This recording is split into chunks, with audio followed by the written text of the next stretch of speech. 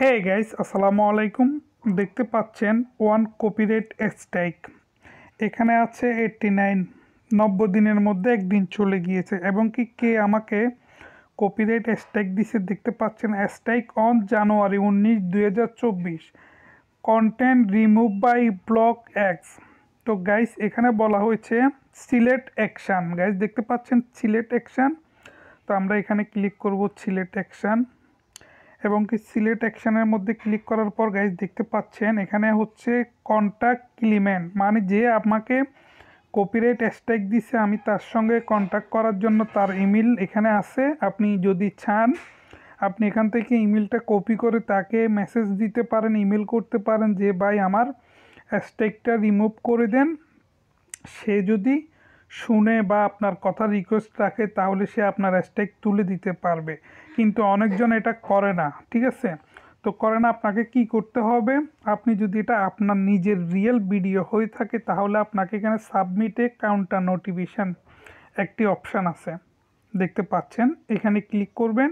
এখানে ক্লিক করার পর এখানে কন্টিনিউ এসে যাবে। আর দেখতে পাচ্ছেন আপনার নিজের ভিডিও না, আপনি অন্য কোথাও থেকে তুলে নিছেন অন্য কারো ভিডিও, তাহলে কি করবেন, আপনি 90 দিন ওয়েট করবেন। মানে 30 90 দিন, 3 মাস আপনাকে ওয়েট করতে হবে। 3 মাস পর এটা অটোমেটিক রিমুভ হয়ে যাবে আপনার চ্যানেল থেকে। তো আমি এখন কি করব, আমি আপনাদেরকে দেখানোর জন্য সাবমিটে কাউন্টার নোটিফিকেশন কিভাবে সাবমিট করবেন। কাউন্টার নোটিফিকেশন এটা কিন্তু আপনাকে অরিজিনাল সব প্রুফ দিতে হবে। তো আমি এখানে কন্টিনিউর মধ্যে ক্লিক করলাম। কন্টিনিউর মধ্যে ক্লিক করার পর দেখতে পাচ্ছেন একটি অপশান চলে এসেছে। এখানে বলছে আই আন্ডারস্ট্যান্ড দ্য ইনপেস the filling counter notification one two process. তো আমরা এখানে ক্লিক করতে হবে। ক্লিক করার পর এখানে কন্টিনিউর মধ্যে দিব আই আন্ডারস্ট্যান্ড, এখানে ক্লিক করব খালি করে। এখানে কন্টিনিউর মধ্যে ক্লিক করব। এখানে কন্টিনিউর মধ্যে ক্লিক করার পর আপনার লিগ্যাল নেম চলে এসেছে, ফুল ইউর লিগ্যাল নেম। গাইজ দেখতে পাচ্ছেন। তো ফুল ইউর লিগ্যাল নেম কি দিবেন আপনি দিবেন, আমি গাইস আপনাদেরকে বলে দিচ্ছি। আগে এটা আমি ফিল আপ করে নিই তারপর বলবো। তো গাইস প্রিয় গাইস দেখতে পাচ্ছেন আমি এটা ফিল আপ করে ফেলেছি।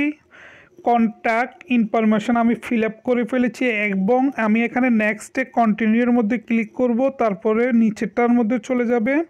তো এখানে আপনাকে কিছু বলতে হবে, এখানে আপনাকে এদের কাছে কিছু মেসেজ লিখতে হবে। তো প্রিয় গাইস দেখতে পাচ্ছেন আমি একটি মেসেজ লিখেছি, deer YouTube team sir, this is a my original content.